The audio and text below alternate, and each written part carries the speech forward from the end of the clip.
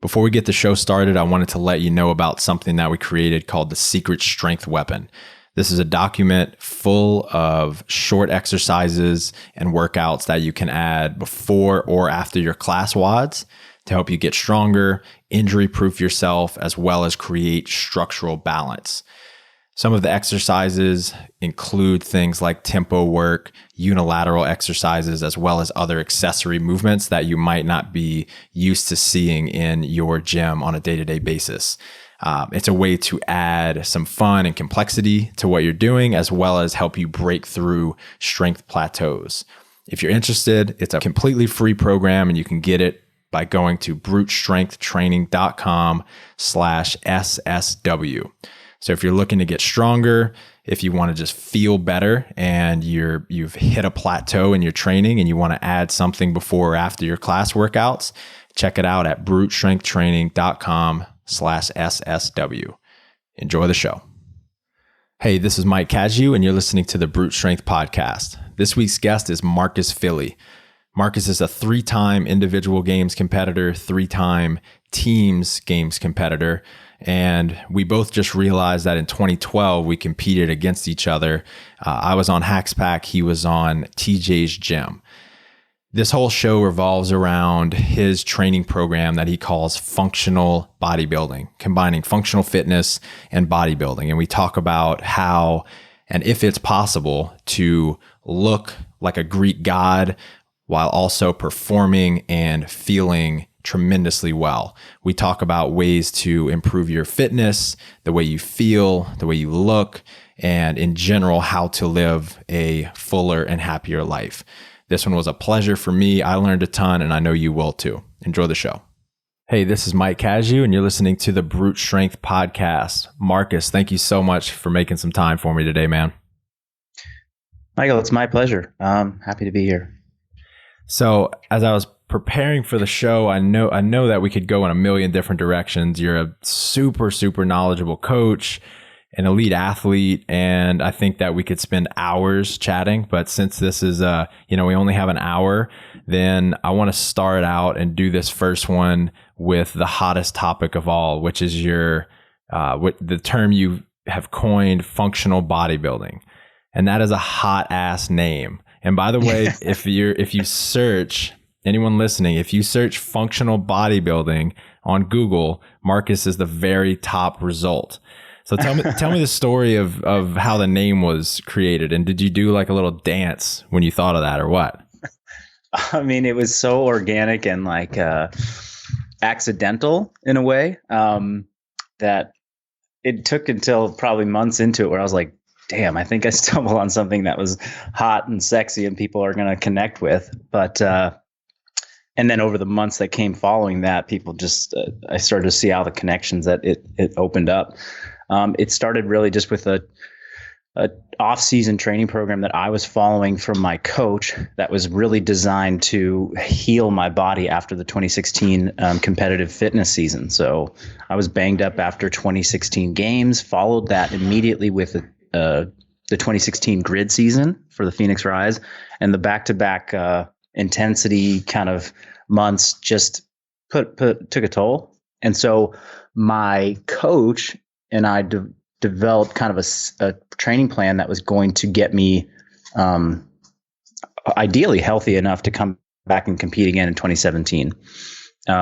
So the movements, we simplified a lot. We went back to just a lot of motor control patterns and getting my loads much, less than I was, used to, slowing things way down, implementing a ton of, slow tempo lifting, doing everything except barbell work pretty much. Mm-hmm. And just the nature of how I was training at the time really was feeling very functional, because it was still, my purpose was still to get back to functional fitness as a sport. But there was like so many bodybuilding principles in there that I had experienced when I was younger that I felt come back. And I was getting a lot of questions and feedback on Instagram. And, hey, man, your training looks different. How do I get, how do we do your training? And your training looks awesome. And I think that was just, there was just a day in the gym. And I got to go back and look at the actual date, because there was an Instagram post where I said, man, today, whatever I was doing today just felt like bodybuilding, and it was Right. functional. So I'm going to call it functional bodybuilding. That's awesome, man. I mean, functional fitness and bodybuilding are the two like hottest means of training right now, and you have molded both of them together. So bravo. I love it. Thanks. When I was thinking of that, I thought about when we came up with the name Brute Body. We were like throwing around a bunch of names called like Body Transformation Program, the Look Better Naked Program, and then Adi and I were just driving in the car one day. She said, "What about Brute Body?" And I almost had to pull over. I'm like, "Fuck, that is it. That is it." So bravo to you, man. I love that. So same to you guys. I mean, within a name is potentially there's a lot of things there, but I think the biggest is just an opportunity to like either connect with the wide audience or to kind of close an audience off from what you're interested, what you want to share, what message you have. And I think that there's functional and bodybuilding are both terms that, like you said, are hot and people are seeking out still. And the people on the one side maybe are a little afraid of the other side, and vice versa. And how do we bridge that gap? And so, it was kind of nice. And I'm not the first person to use the term, but like you said, we've kind of got the Google search sort of dialed in right now because people are connecting us and what we're doing to functional bodybuilding. Right. So over the course of this show, I want two things to happen. First, I want people to undergo kind of a mindset shift in the way that they think about training, as well as have some actionable takeaways that they can go and implement in the gym immediately. Because I know a big part of what you teach, and maybe the biggest, is a shift in mindset from what is typically done today. So let's start here. Why you gave us a little bit of the background about why you started functional bodybuilding, but why is it so important that you are now coaching so many other athletes in functional bodybuilding? And what is it that you see is missing in most people's training that makes this so necessary? Great. Yeah. I mean, in anticipation of probably going this direction in our conversation, I was thinking about this last night and this morning.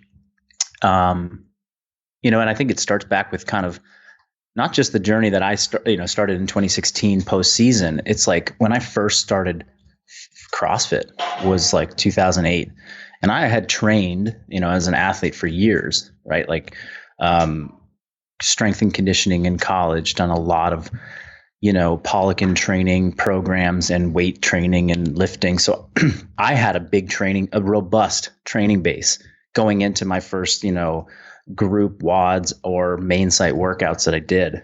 And despite all that background, I still ran into so many issues with injury and with setbacks due to the intensity and then the subsequent volume that came with that in training for CrossFit early on. So I think I was scratching my head back then, like, why can't I do this thing that I see some other people do? Like, I have trained, but the intensity of functional fitness, high intensity functional fitness, was taking its toll on me. And so that was like one case study, right? Or one example of somebody who had a lot of years of training and was still getting beat up from, the 3 days on, 1 day off routine. And then I got into coaching CrossFit at a CrossFit gym, became a CrossFit affiliate owner. And, I started also to see that happen, of course, in other clients as they had spent years training with us or months training with us, that, a lot of people come into the gym and they want to do high intensity functional fitness because it looks really cool and it has a huge dose response that is attached to it and can really have some profound impact on people's fitness. But the requisite amount of strength, the requisite, motor control, the requisite training base, to do it effectively, safely, and for a long period of time, takes years to do. And I knew that for myself. So, functional bodybuilding as like a term is really just a way to get back to this notion of, you can't run before you walk. And with weight training and strength and conditioning, we're introducing some extreme forms of, quote unquote running with barbell cycling, high rep bending, intensity that people are just, they've never been exposed to basic weight training and, even just basic bodybuilding.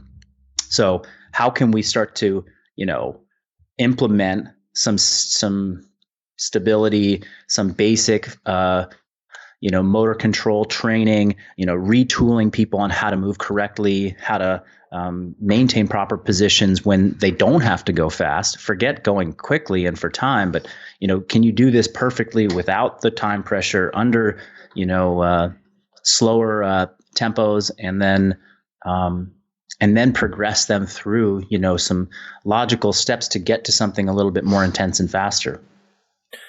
So look, you've worked with thousands of men and women of all demographics. What is it that people really want when it comes to fitness? And then in your opinion, how does that relate to what they really need? For instance, I know a lot of shredded and strong individuals that feel like shit. They're bored of training. And in general, they kind of feel like they have shitty lives. Yeah. We were just talking about that the other day, where I have somebody who's training here who connects with a lot of powerlifters and strongmen, like elite ones. And I was like, man, what's the quality of life like for those guys that are just the strongest people on the planet? Like, yeah, they're beat up, broken down, hurting all the time. And that's true for high level games athletes too. CrossFit Games athletes, there's a lot of discomfort and continual kind of pain, and that goes into that. So to your question, I think most people that come in, literally, it's like, I want to look good and I want to, feel good and just be able to move well. My hashtag is look good, move well. And I think that resonates with a lot of people. And so what does it take to get that? Well, in many cases, and in most cases, I would argue that it doesn't require, it definitely doesn't require the training regimen of somebody who's trying to make it to the CrossFit Games.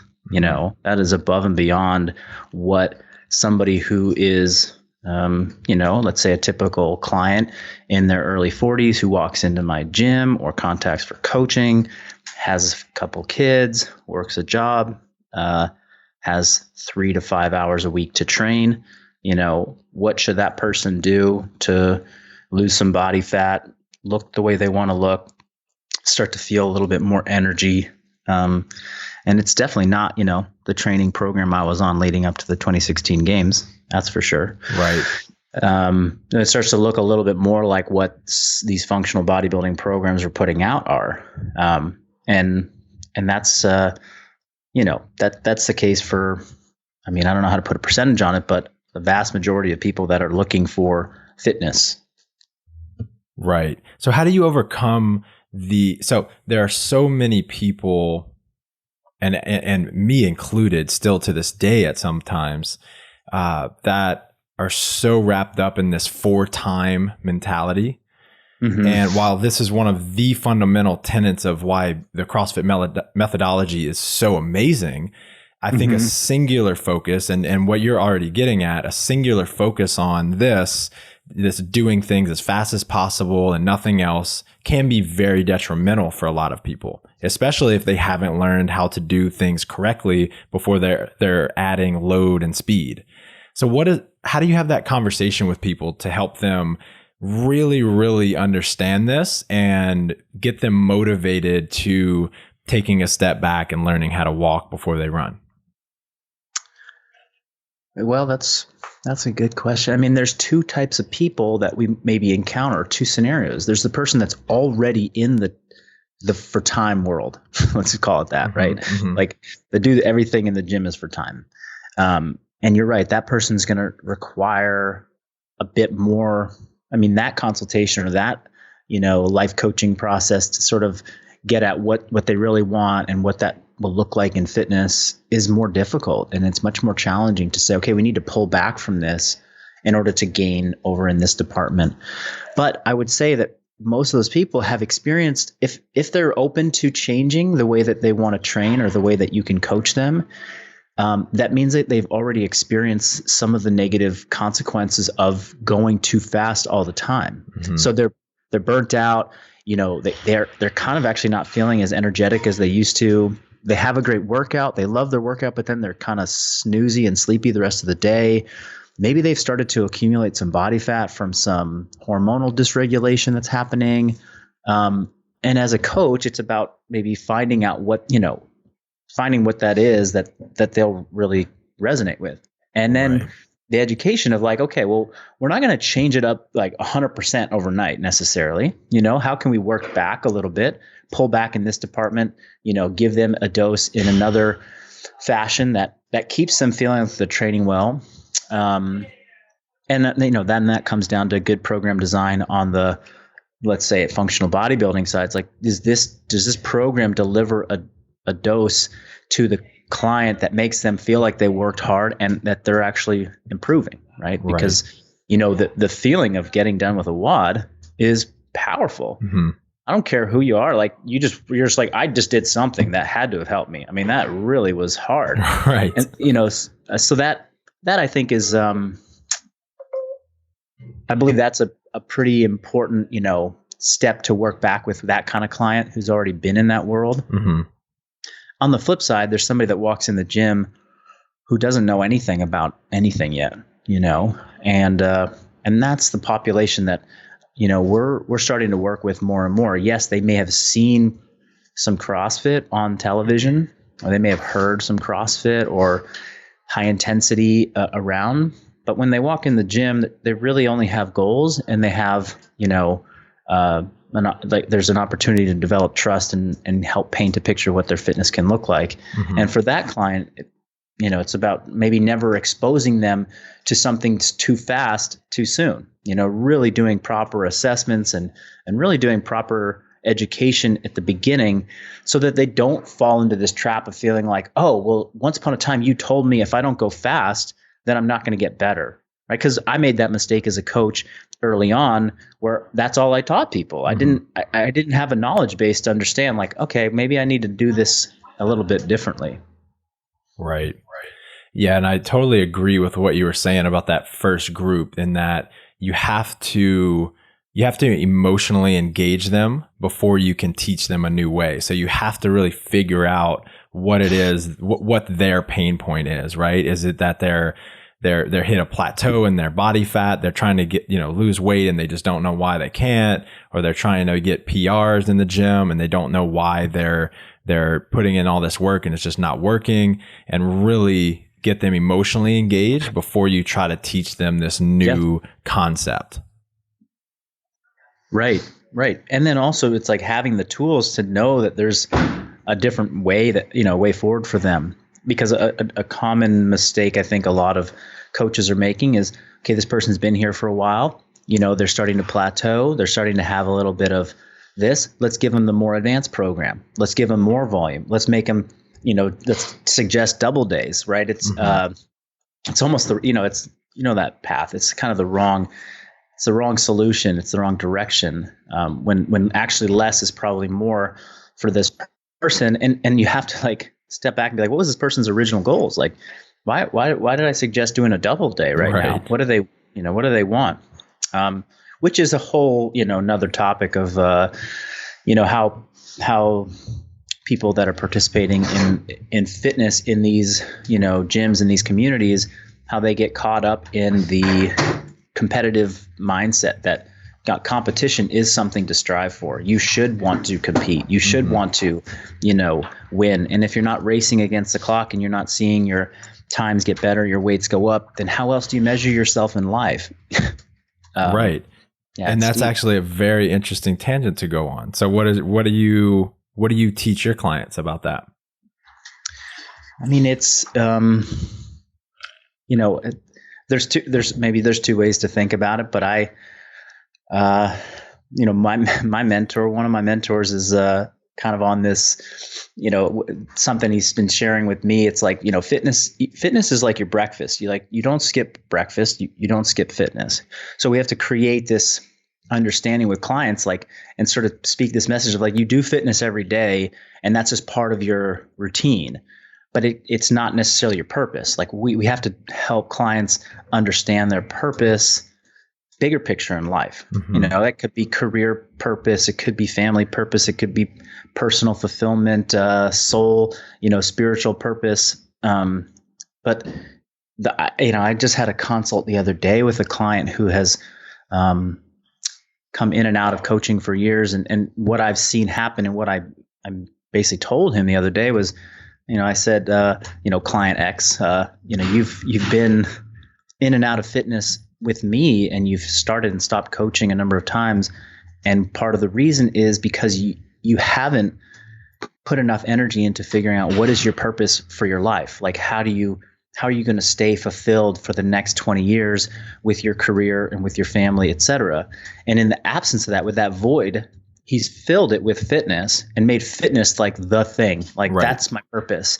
And, that has, and even competitors in sports can probably attest to this. It's like that has a lifespan, and it could be a short one or a long one, but at some point, you will not be getting better. Like age will start to catch up with you, or you will come against an injury, or you will come against an obstacle to your physical performance and your growth. Mm-hmm. And when that happens, what's there to kind of support the bigger picture of your life, or what else are you working towards?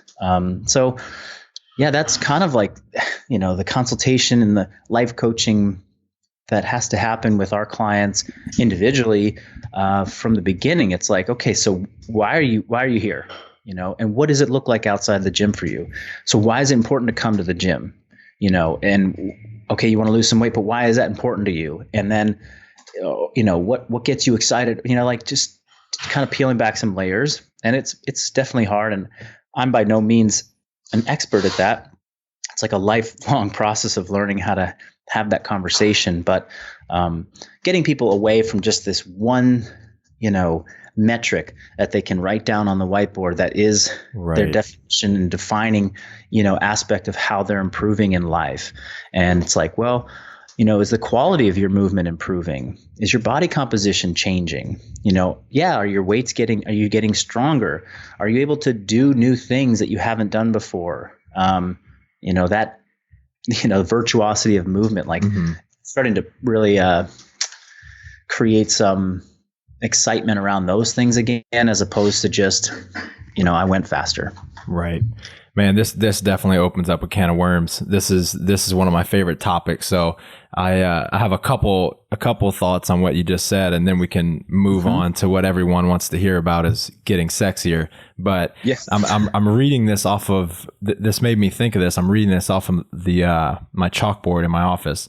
So this is a quote by Ryan Holiday. It says, "This is a fundamental irony of most people's lives. They don't quite know what they want to do with their lives, yet they are very active." So most of us just don't do or take the time to really figure out what we want in life. And sure. So we substitute being busy for being purpose driven.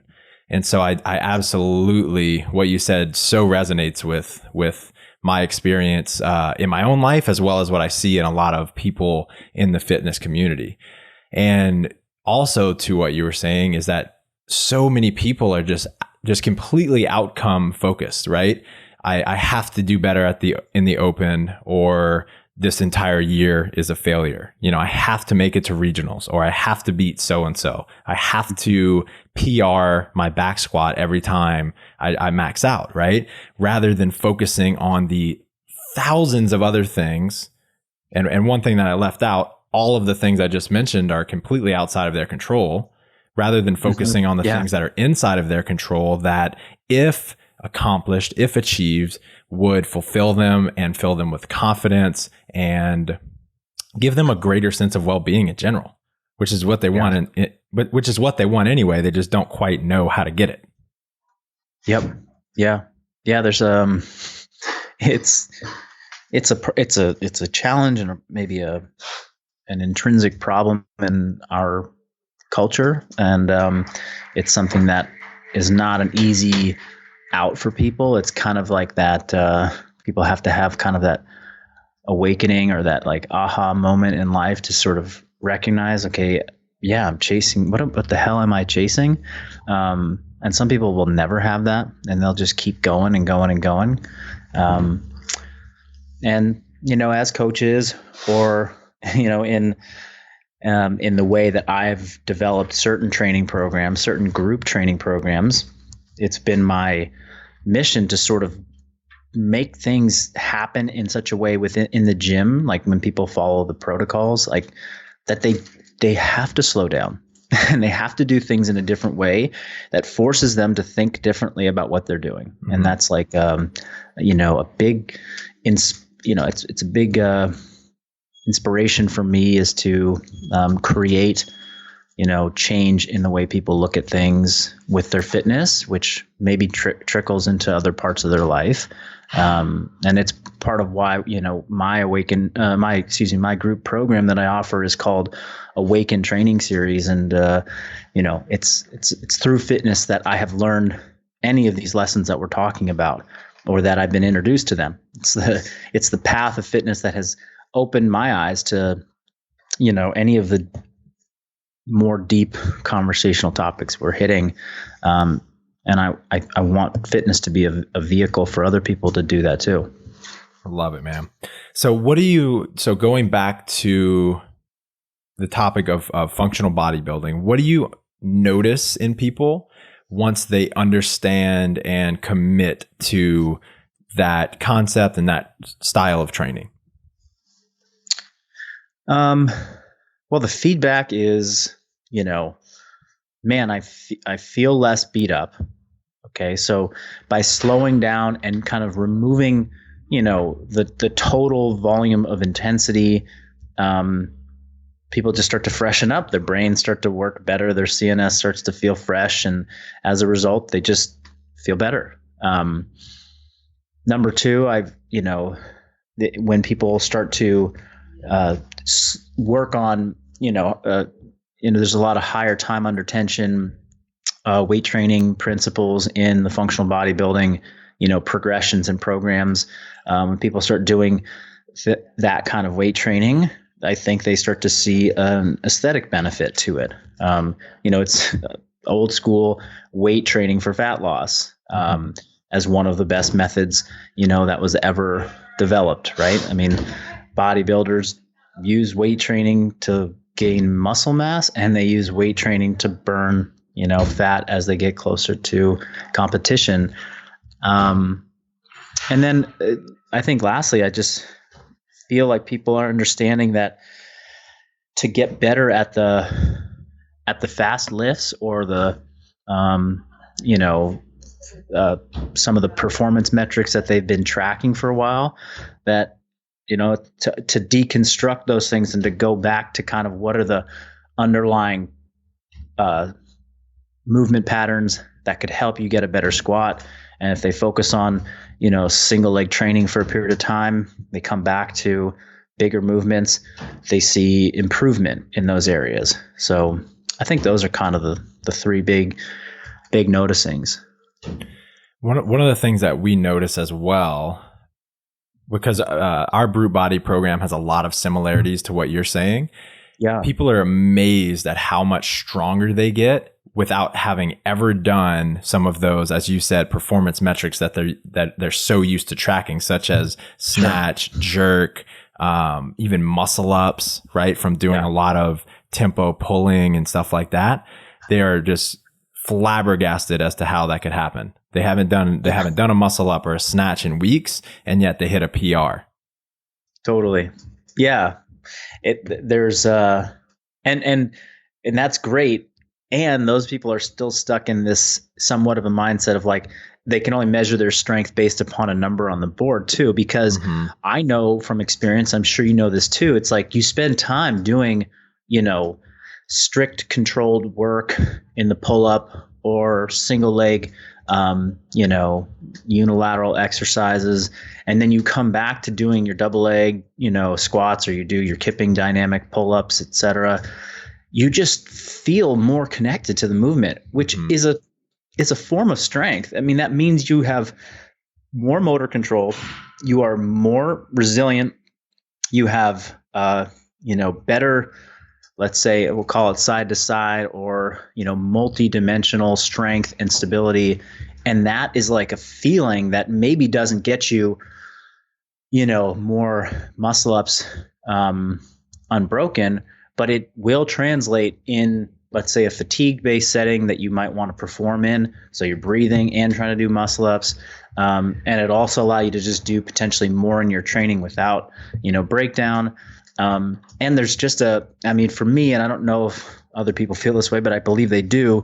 There's something very satisfying about controlling our bodies, being able to control our bodies and being able to feel how we move through space. And, the days of when I was early on in my CrossFit career, it was like build up to a heavy clean. And I would just be like terrified because I'm just like, I don't know what's going to happen. Is my knee going to hurt after I'm done with this thing? Like barbells just crashing on my shoulders. And, now it's like build up to, a heavy clean. It's like, I've done the reps, like I've done this, I put in the time, and, that barbell is like a part of me, and I can control my movement. And when I hit the bottom of my squat, I'm confident. And, that is, that's a huge fulfillment factor for people when they come into the gym and move, because it's just confidence. Like I can do this stuff. I love that. I'm sure Ido Portal, right? Yeah, definitely. One thing I heard him say a long time ago is that as humans, we have the innate desire for the development of movement complexity, right? And so we just have this innate desire in us to feel competent in our own bodies. And so everything you're talking about is getting down to the fundamentals of the way that we move. And through that, we become more competent. We know our bodies more, just as, a lot of us work to know our minds more. So I love all of that.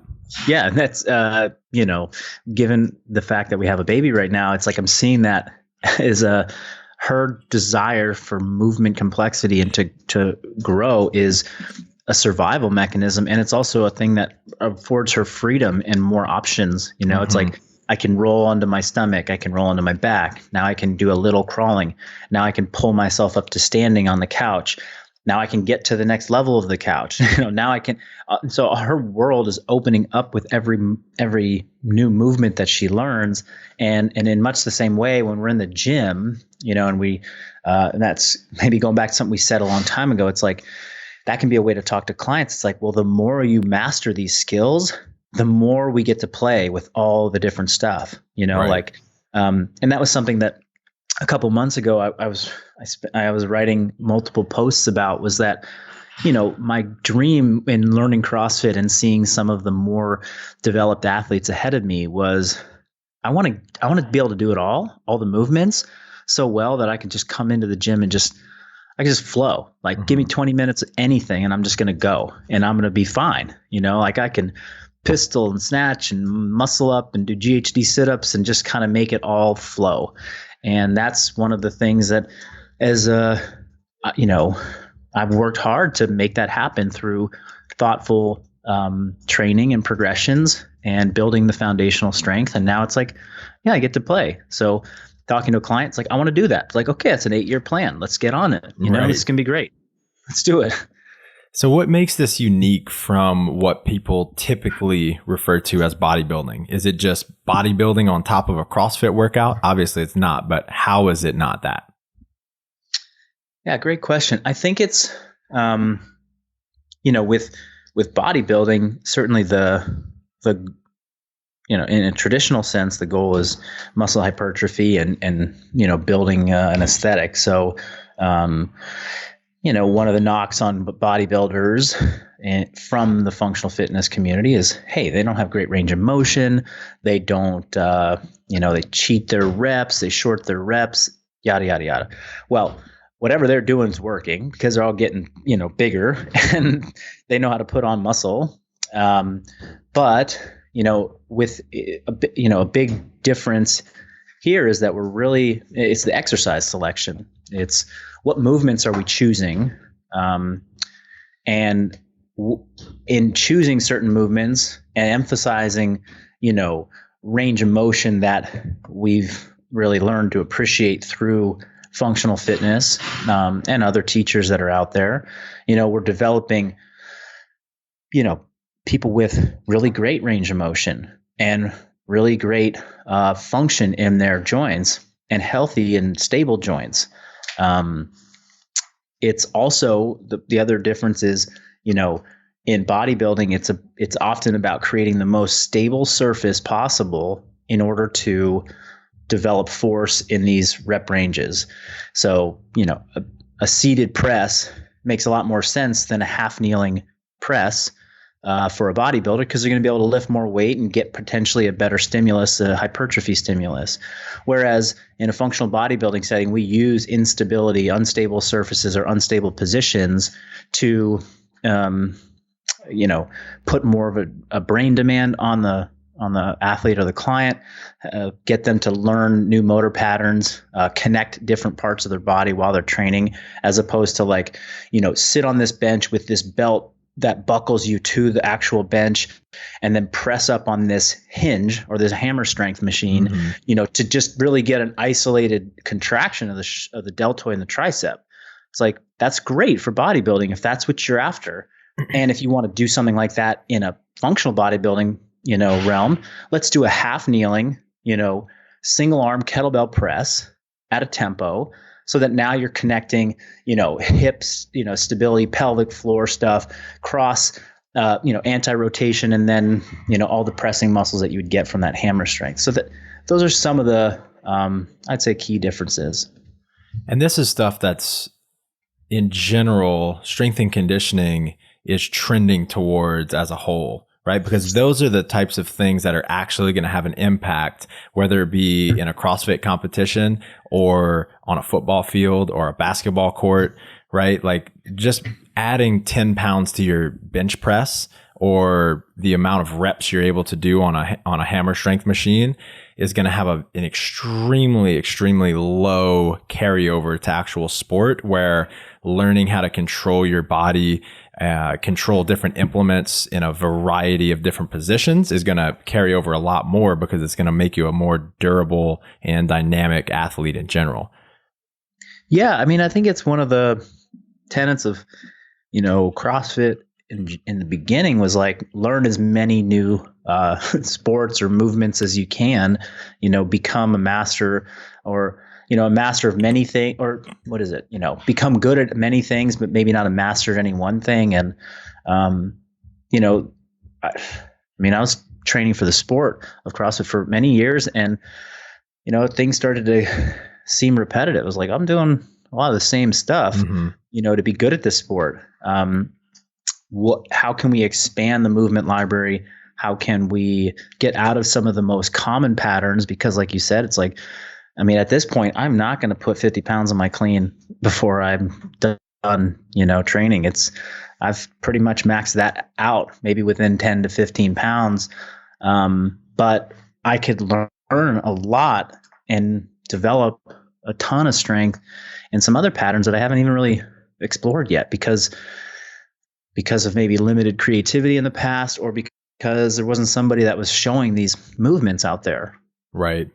And to CrossFit's defense, and I know you're not saying this, but I think some people hearing this might think, there's this big flaw in the CrossFit methodology. I don't think the flaw is in the methodology. I think it's in the practitioners, right? We get used to the movements that we're used to seeing, and we don't do the work to learn new things.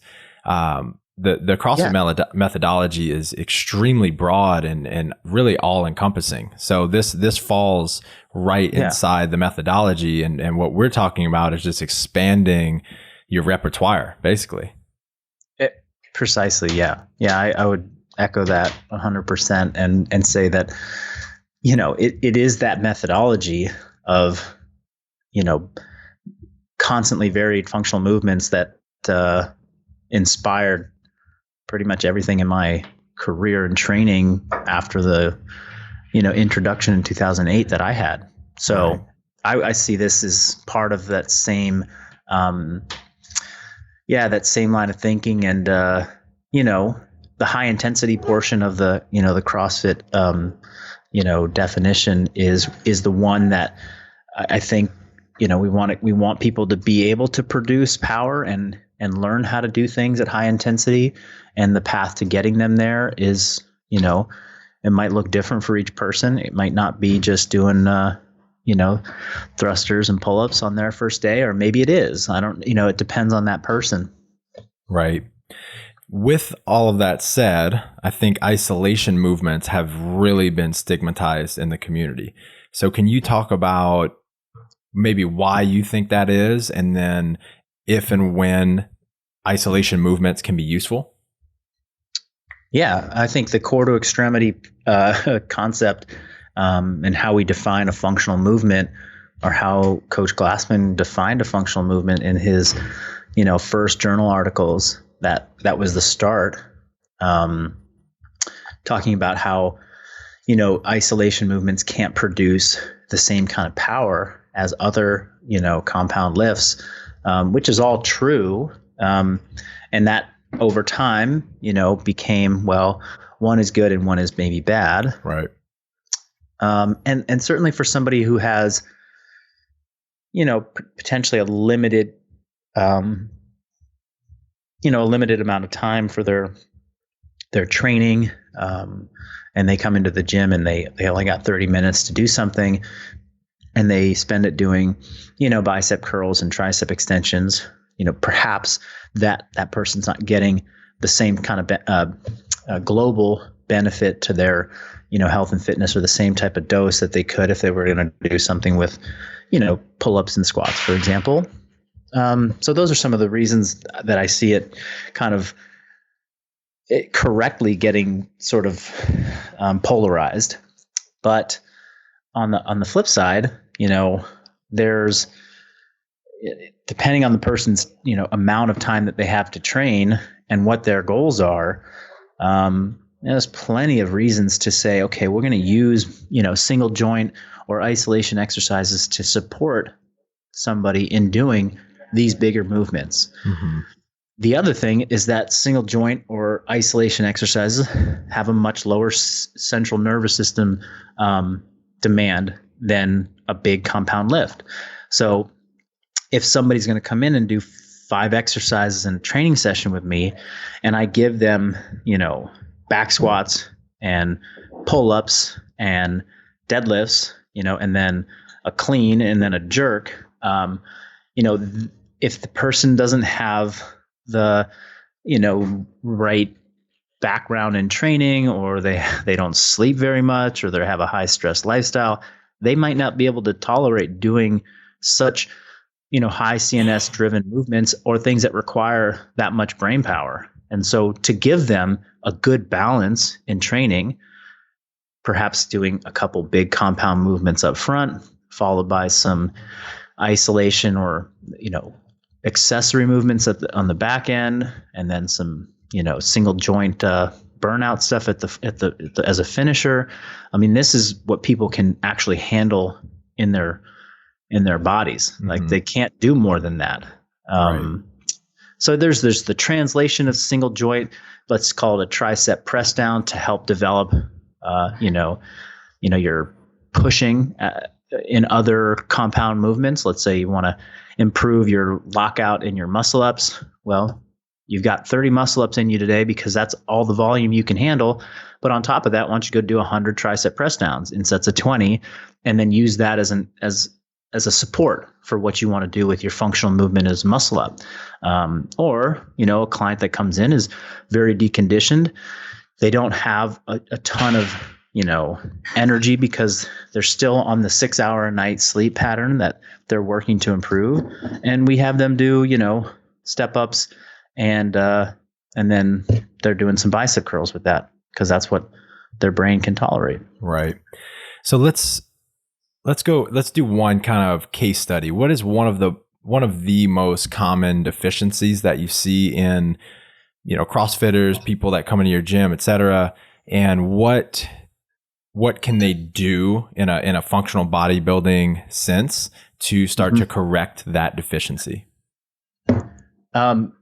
We wrote about this a little bit in me and my coach Mike Lee wrote a course called Functional Bodybuilding 101 with it was like a workbook / video lessons that we released, and we talked about some of the like common applications and common faults that we see, and the one that really always stands out to me is people's scapular awareness, positioning, and ability to control their shoulder blades. So kind of like the forward rolled shoulders, sort of the, Western society posture. I'm sitting at a desk looking over my computer, hunched a little bit. Mm-hmm. And I think that some of the functional bodybuilding stuff and some of the things that we're using are great tools to create awareness on how to basically improve your posture, how to hold your shoulder blades in the right position. Getting people to use kettlebells in the front rack, and learning how to hold kettlebells in a correct position in the front rack is huge. And it's something that I use a lot in my training. I post a lot about, and then I see people tag me in their videos of them doing it, and they're holding their shoulders in bad positions. They're just throwing kettlebells on their shoulders, and they're not aware of how they're supposed to pack their shoulder blades down, keep their forearms pressed against their body, keep their elbows pointed down, wrists straight, etc. Another thing that we do a lot of is a lot of isometric holds, planks in a lot of different variations. So side bridges, side planks, start planks, front bridges, front planks, ring planks, straight arm and bent arm isometric strength is something that is undervalued, because you can't measure power in that so much. So like a 30-second plank or a 90-second plank or a weighted plank, or even single arm or double arm farmers carries and rack carries. These are things that are really great tools to get people to work those muscles and to get good training in without putting them into a sketchy position of okay, lift this over your head now, and they can't even support their shoulder in a good position to begin with. Mm-hmm. What is one thing? I got some rapid fires for you before we kind of wrap it up here. So what's one thing inside or outside of the gym that you'd recommend people do that can have the greatest effect on their fitness or just life in general? And you don't have to have the best one, but what's one solid one that they can take away? I would say investigate your digestive health. And I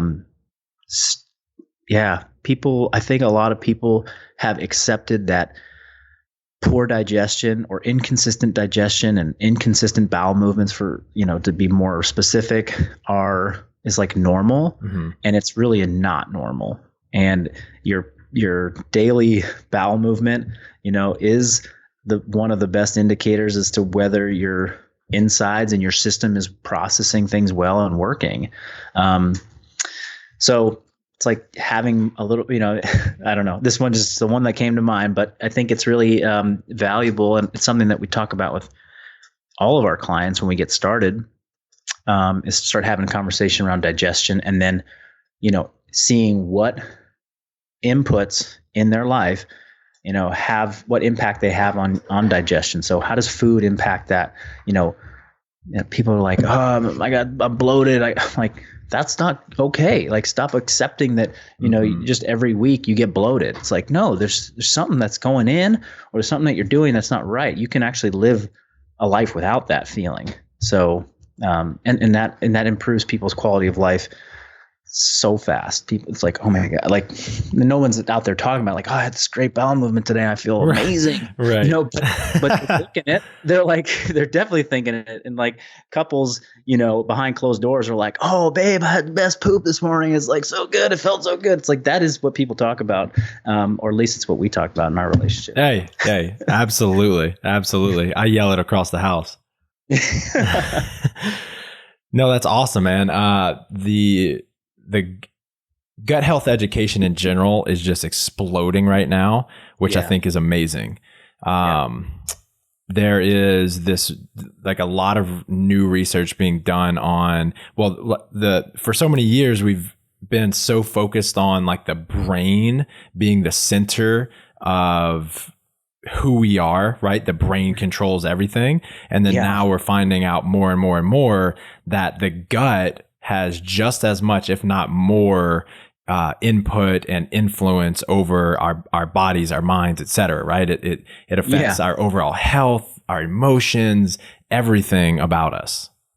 Totally. Yeah. I feel really fortunate to have had some earlier coaches, mentors, like 10 years ago, that introduced me to like some basics on gut health and started getting me on probiotics way back then. And they gave me these probiotics, and I looked up the site that sold it, and it was like something about the gut psychology syndrome, and I started doing a little research, and it resonated with me because I had just spent a year in medical school with chronic bouts of like basically constipation and depression, and like the two were so interlinked. Like I was just like super depressed. My gut, my bowels were totally like just not responding in a normal way, and I was making every attempt to try and change up what I was doing with my food, and just was off, and then learn about it over the years, and now it becomes this thing where it's like, it's central to kind of health, happiness, and mental well-being. Badass. Give us a few of your top resources for people to dive into more education, or just give them a recommendation of what to do for their gut health. 2 or 3. The book that The Good Gut is a great book to investigate. I gave that one a read on Audible last year. And to your point, like this, it's exploding with new research on gut health. And then just, maybe go and hit PubMed and just do a quick, search of some, recent research on probiotics and prebiotics, just to familiarize yourself with the terms and what it means to have, a healthy gut bacteria. And then, I would say those are probably really 2 great places to start. And who are the best practitioners to talk to about this? Who are the best experts to talk to? Is it a traditional doctor of some sort? Is it a functional med doctor? What do you recommend? I would say, functional med, naturopath, somebody who can look at your blood, your blood work, some labs, and because there's a lot of information in there that can point to, digestive health being off, outside of just like, I'm constipated every day. Okay. That's a clear indicator that your gut health is not ideal. But then there's even, other specific markers in blood tests that you can get. I remember having like kind of an aha moment when I had some labs done a while back, and it was like, like melatonin was on my labs. And so the practitioner was walking me through my labs and what they meant. And it's like, so we test melatonin. So it turns out, melatonin is secreted from your pineal gland, but the bulk of melatonin is actually secreted from gut cells. And if your melatonin levels are off, it's a good indicator that your gut health, that your gut's damaged, which is which then over the years, it was like when people talk about their sleep disruptions, and they clean up their diet, they start sleeping better. I was like, okay, there's obviously some connections here that, the integrity of your gut lining is going to impact very directly how well you sleep. That was, I remember that happened about 4 or 5 years ago. That is awesome. Next, what's the biggest, or just a big breakthrough that you've had in your own personal development in the past year? Yeah, the big breakthrough is, having a child for sure. And then just seeing, learning that, just learning new things about my relationship to my wife through having a child, recognizing that, the patterns that we had in our life before the baby were disrupted a lot. Trying to raise a child was and is, the biggest disruption to my lifestyle in my entire life, and what that means for the closest relationships to me in my life, how that's impacted my ability to show up and be present, to have enough energy within myself to show up and be present for others, right? Which is to me a big breakthrough in thinking, because people who are like running on low energy in their life due to poor lifestyle, poor exercise habits, poor nutrition, poor sleep, poor the variety of things that we see, and then also seeing them struggle in other areas of their life because they're just such low energy, like just how closely related that is. Filling ourselves with good energy is so critical to be able to show up for the people that are most important to us in our life. So, people ask me like, why didn't you compete this year in CrossFit? And that's a big, that's a deep question that I think when I look back in hindsight, it's like, it was just going to take too much energy from me, right? Way too much energy. And I wasn't going to be able to show up for anybody. And it's still a challenge. It's still difficult to manage the different hats that I wear. But man, if I had put in a regionals run and potentially a games run to that, something would have, suffered greatly. And I just don't feel like it was, in anyone's best interest, and for me, certainly, to go that path. Well, it says a lot about you as a human being that you're able to forego something like that that that you're so good at, that comes with a lot of accolades and attention, and something that a lot of people just, that's what their entire lives revolve around, and say, I'm not going to do that because that's not on the top of my priority list. I want to be more present with the things that are important to me. That says a lot about you, and that's a great example for anyone listening, for sure. So I respect the hell out of that. Yeah, well, thank you for saying that. My last question for you, I got from our mutual friend Misbah. Uh-huh. He said, I have to ask you about your experience in the ashram. Can you talk about that experience a little bit and how that's affected your life? Yeah. When I was basically 21, I was wrapping up college, and I was just on a downward spiral mentally. I think I had basically spent the previous 8 years in high school and college just like chasing, like we talked about, just like working hard, chasing good grades and scores on standardized tests, and just like I was relentless. I never let up. Mm-hmm.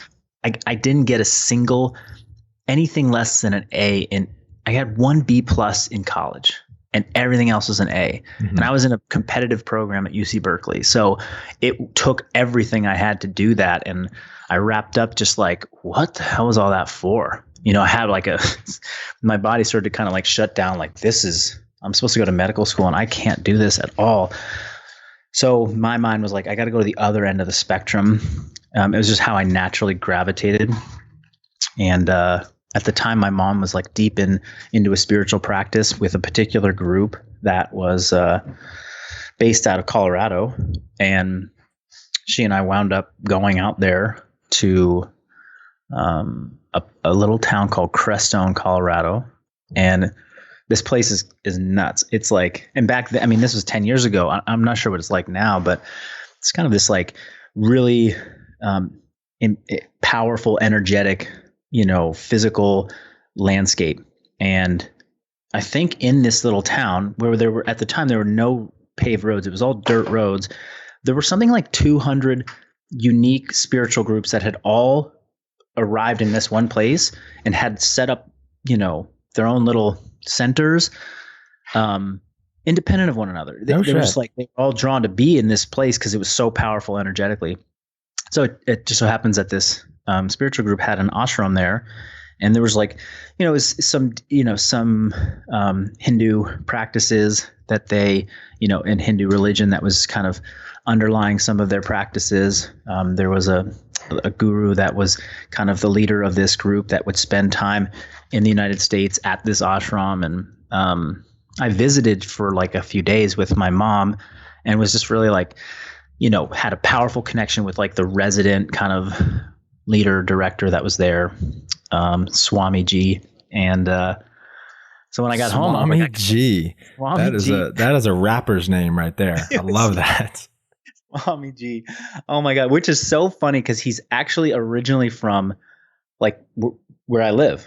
And this guy is, he's like a monk. Like he's devoted to this lifelong service and, wears white every day and got rid of all his possessions and is like, out there in Crestone. And I'm like, man, I just connected with him. So I was like, I got to go back and spend some time. And people were like, they invited me to like be there I stayed for a month, which was really transformative for me.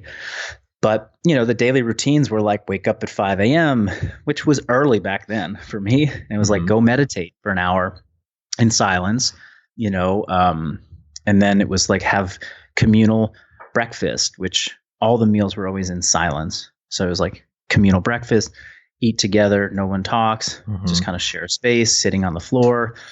You wear white every day, head to toe, everyone's in white. There were actual days. I think it was Thursday, which is funny because that's like our rest day now. But like Thursday there was like day of silence. Like nobody talked from like morning until like, the next day. Like you'd go through the whole day without talking. And then there was even a weekend where I was challenged to go and do a solo, which was like they had like a house there. You go and stay in for like, I stayed for 3 days. So it was just by myself, no talking for 3 days. And that was pretty heavy.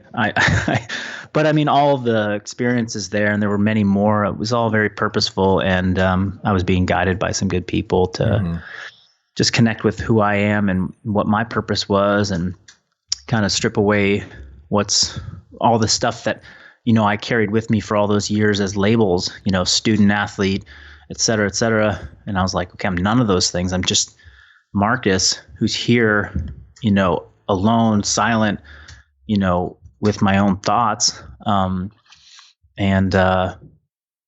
came back. I remember coming back from that. I actually flew from there, the ashram, to San Diego to interview for UC San Diego Medical School. Oh, shit. I know, it was like such a flip, right? I wish I could be the person that interviewed me, because I was like so blissed out and like totally in the happiest space of my life, and I'm like probably talking about like feelings and stuff, and they're like, hilarious. So and they're like, whoa, this kid is out there. Yeah, you're like, none of this really matters. Yeah, none of this things even exists. There you go. That's for sure. That is awesome. But it was fun.